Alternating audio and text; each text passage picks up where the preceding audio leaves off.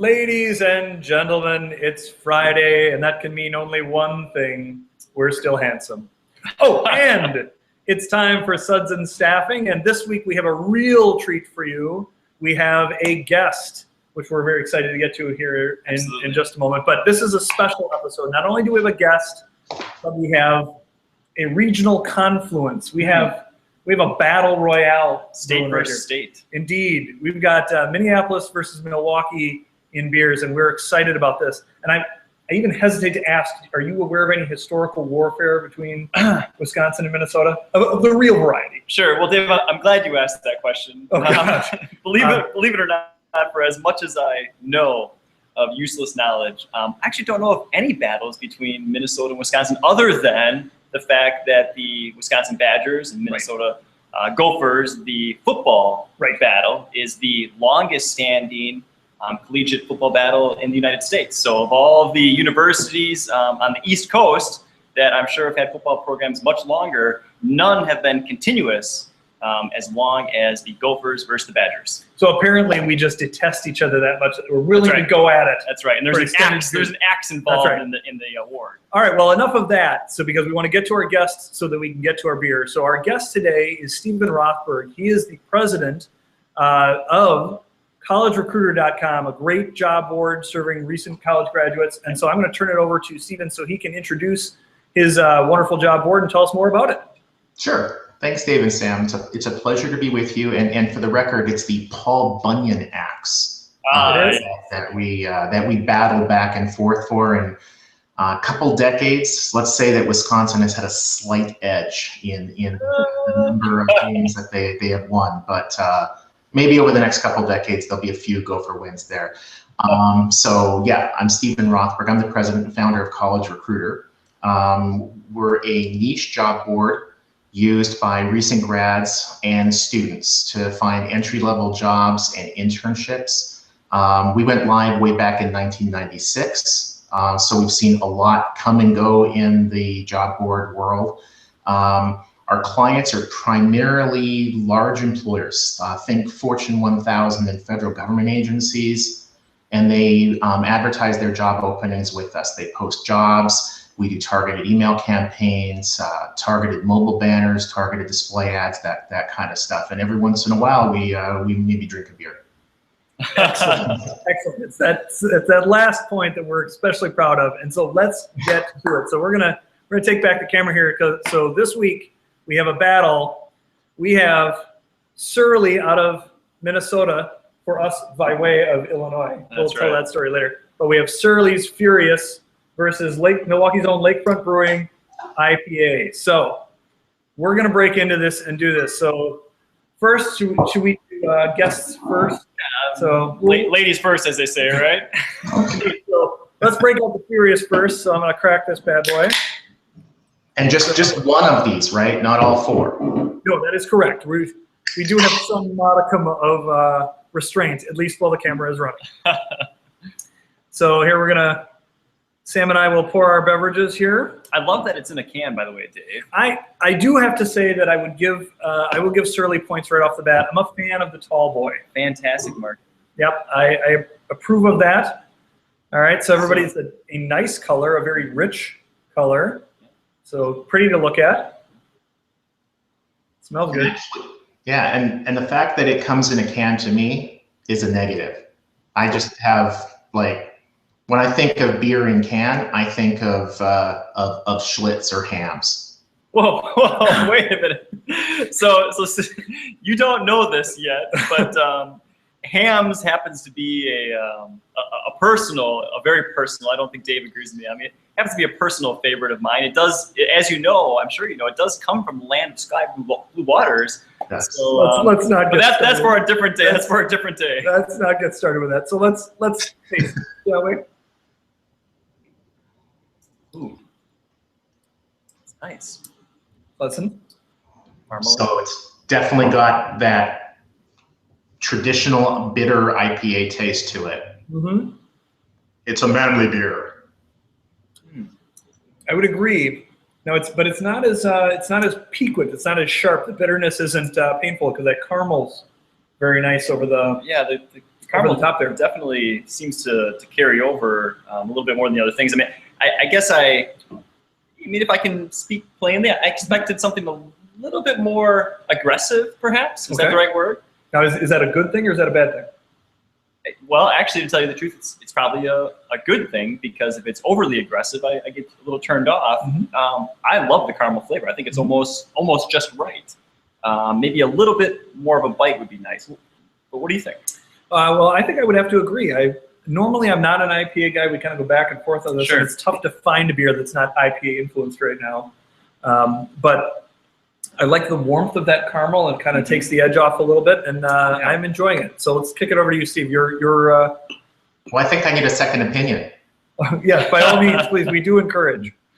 So much different than the first one. Yeah, I think what this goes really well with is spicy food. Yes. It is not for people who are used to drinking like a regular lager or something lighter, and they want to start into some more interesting beers. This is probably not their first step, but it might be their second. Sure. You know, something like a wheat beer, a Belgian, might be an easier beer that you can actually taste than some of your father's beers. But this is good, and this is actually my first time that I've had it out of the can. I've only had this on tap, and there must be new technology in these cans, because it tastes exactly the same as it does when you get it on tap.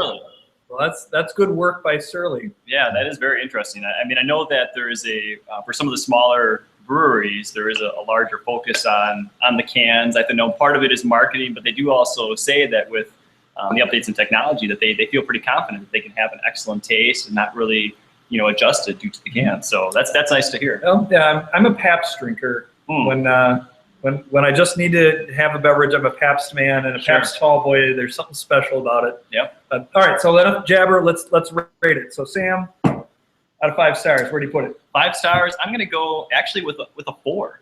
Like I said, even though I expected more, it actually gave me just what I wanted.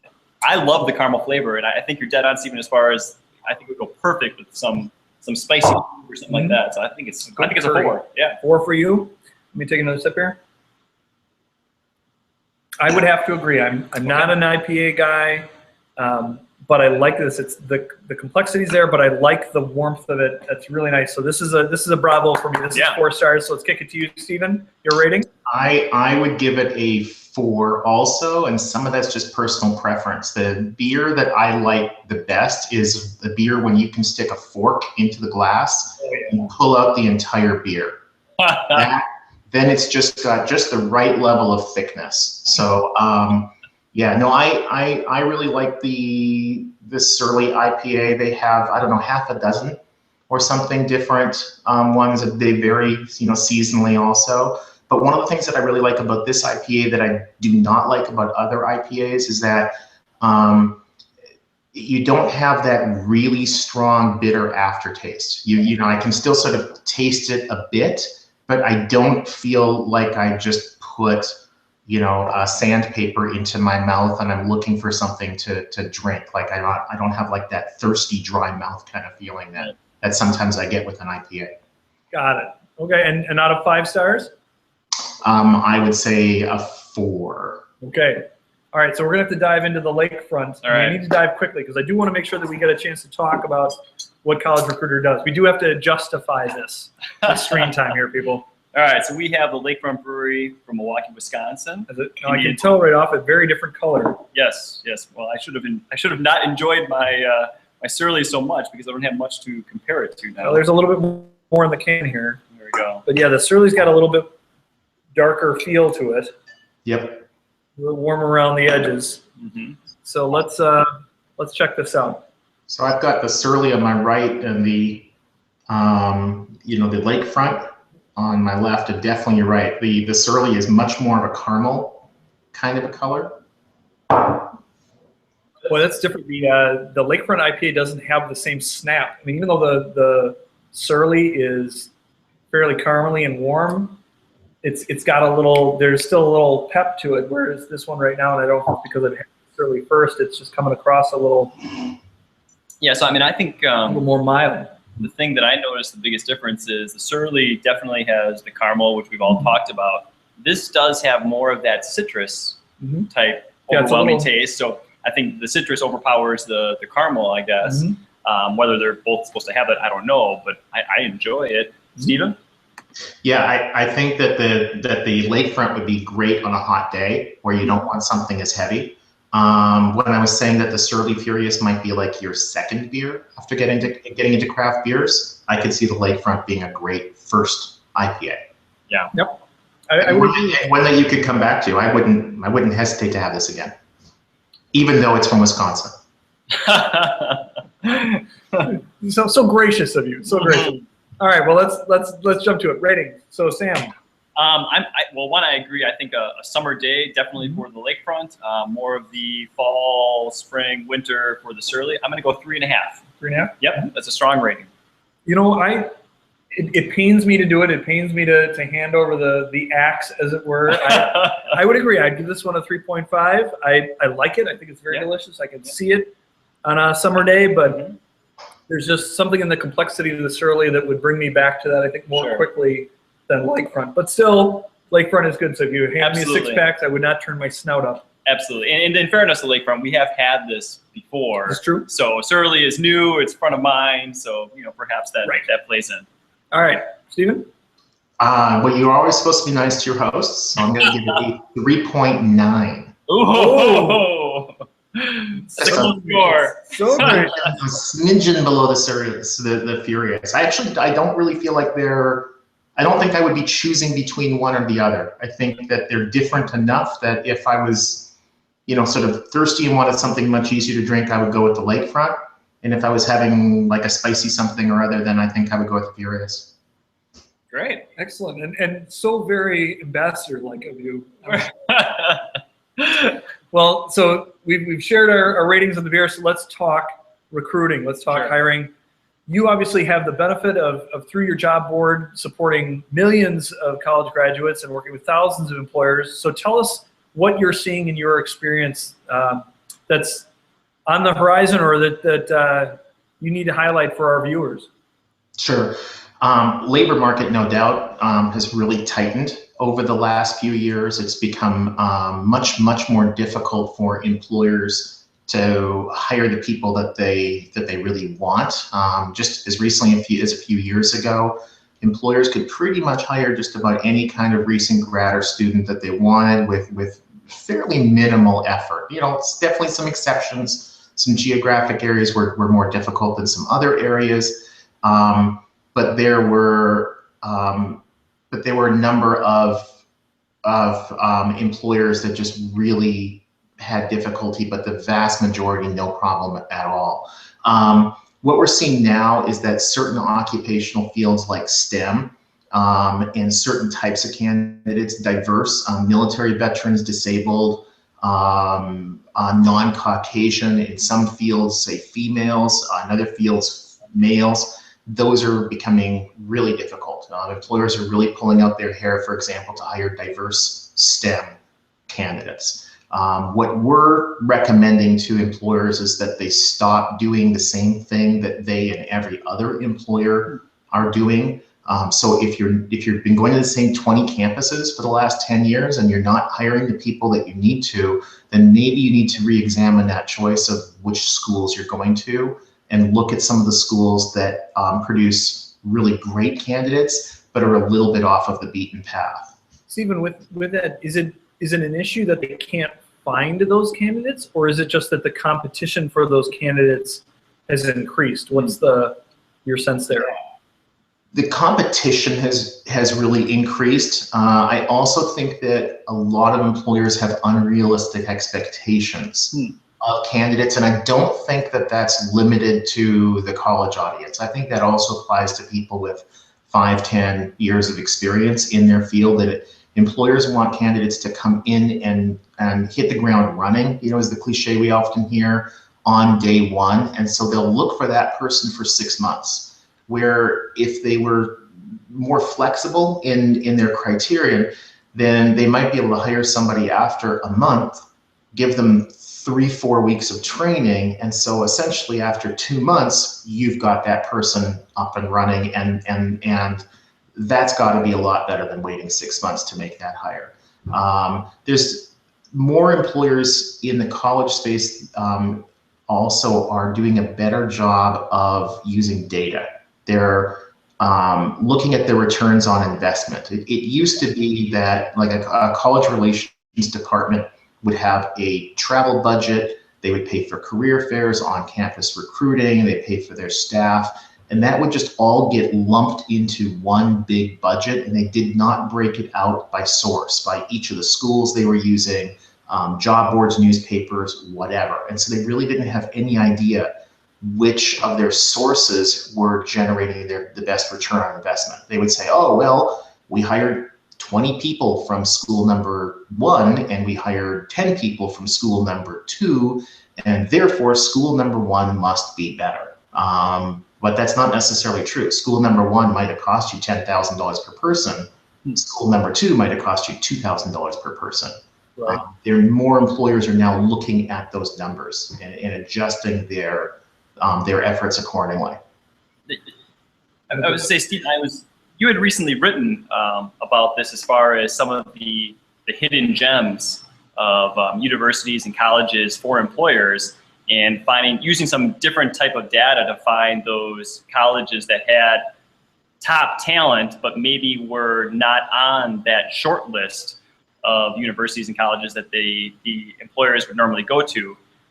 Selfishly, I saw the list and saw that that Milwaukee School of Engineering, MSOE, which is right down the road, literally from our office, was ranked number 3 on your list. But could you talk a little bit about, I guess, one, why you put together that hidden gems list, and I guess, what you use to put that together, and why it's been benefiting the market?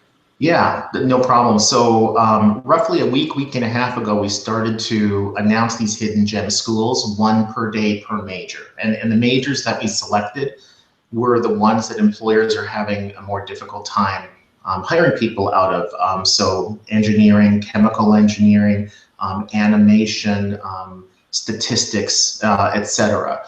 And what we looked for, the methodology, was basically to take every school in the country that had people who graduated into that major. So, for example, engineering, mechanical engineering, let's say. And we then ranked those schools based upon SAT or ACT scores. And that sort of implies, it's a good way, objective way of measuring the quality or of the candidate going into the school. Generally speaking, the higher the ACT or SAT score, the more competitive the school to get into, and you can expect then that the person coming out of that program is going to be of a higher caliber. We then also looked at starting salaries, not on a nationwide basis, because a starting salary in, say, Milwaukee is going to be quite different than a starting salary in San Francisco. So we looked at schools and regionalized them. So the San Francisco schools were kind of ranked against the San Francisco schools. And then we also looked, and this was kind of the hidden part of it, we looked at the percentage of students who at graduation either do not yet have a job or who have not yet committed to going to graduate school. And so what that does is that allows us to see if an employer were to go on campus now, close to graduation date, would they be likely to be able to hire someone? It's one thing to have really great students. It's one thing to, to see that they're being paid well, which implies quality, and that high quality, competitive kinds of firms are hiring them. But if nobody is available because they've already been snapped up by other employers, or they're all going to graduate school, or some combination of the two, then it's kind of useless for an employer to target students from those schools. So we kind of looked at all 3 of those and balanced them. And the Milwaukee school is a great example. If you talk to a typical company, maybe defense contractor that hires thousands of engineers, that school is going to be much less likely to be on their list than, say, MIT. But the caliber of the student coming out of Milwaukee is going to be very similar to the caliber of the student coming out of MIT. And you're far more likely as that defense contractor to be able to hire that student coming out of Milwaukee. A smaller percentage of them have jobs. So if you're a big defense contractor and you need to go and hire 20 mechanical engineers or electrical engineers, you should be booking an airline reservation to Milwaukee rather than an airline reservation to Boston. And I would agree with that too. Because Absolutely. The beer is better. Sam Adams be damned. That's right. I will not stand for that. Obviously, that list is of tremendous use, and some of the guidance that you've given is very much helpful to the employers. But as you've watched the tightening of the job market, what would you say to those college graduates? So obviously they're on the other end of it. That it's taking 6 months for these companies to make a decision. Yeah. What can I do as a user of your job board, as a recent graduate, to try and move myself forward or stand out in that process? Yeah, well, there are a few things. Number one is, and it's kind of beating a dead horse with a stick, if you will, or dead badger in this case. But one is really make proper use of your career service office. And a lot, when I was in college, I had no clue what those people did or why I should go and meet with them. And I wish I had, because most of these people are very well trained. They very much want to help. They're able to help if you approach it properly. So there are a small number of schools, the Ivy schools, some of the Big Ten schools, that are well funded. And they have relatively large career service office staff. They might have 10, 20 people in that office, but the vast majority of schools in the country might only have 1 or 2 or 3 paid staff members, and then some students on a work study that basically keep the office going.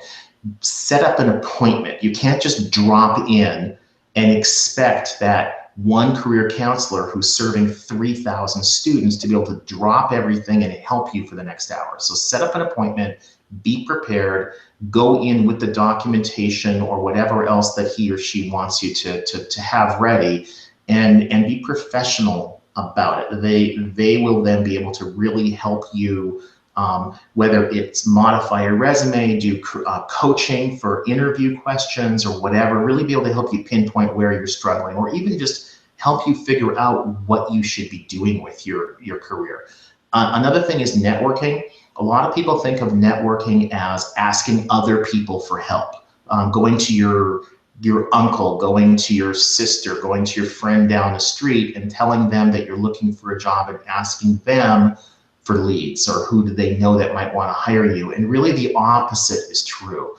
Effective networking is all about finding ways to help other people. So I think for a typical recent grad or student, an awesome way of doing that is look for a small business or look for a nonprofit that's in your area that you like what they do, and go in and offer to help them 5 hours a week, 10 hours a week, 20 hours a week. If you're an accounting major, go and offer to do their books for free if it's a nonprofit, or for relatively low pay if it's a small business. And what will end up happening is that by you offering to help them, you're going to get experience that you need to get hired, and they are likely to then see the quality of your work, the quality of your character, and they will offer to connect you with people that they know who are hiring. A lot of nonprofits have boards and committees. Those people tend to be business leaders or industry leaders in the community, and they are always on the lookout for good new talent.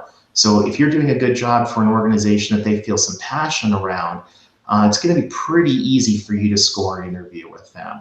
And then, from a job board perspective, clearly, recent grad or student, they're going to want to use a niche site like College Recruiter. They should also be using sites like LinkedIn, like LinkUp, like Indeed, etc.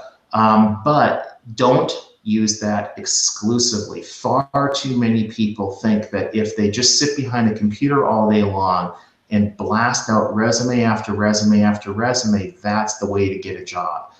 More people find a job through networking than through job boards, but job boards are a very close second. So if you only spend your time on job boards, you're actually going to miss the greatest opportunity for you to find that out. Great. Well, that is some tremendous advice. We'll make sure, obviously, that we're going to push that out. Thank goodness that we're no longer recent graduates, because God help the career services staff would be stuck with this business. We feel bad for them, but you know who I don't feel bad for? I don't feel bad for anybody who's had the pleasure to watch this show, anybody who's had the chance to drink at Furious. Those people are lucky. That's right. To drink Lakefront and have the pleasure of connecting with collegerecruiter.com, because what a great organization. Steve, despite your leanings towards Gophers and whatnot, still a good guy. We still value you. And everybody, it's been a great Friday. So here's to Fridays. Here's to Suds and Staffing. And here's to Steve Rothberg. Enjoy. Cheers. Out, everybody. Cheers, guys. That's good. Mm-hmm.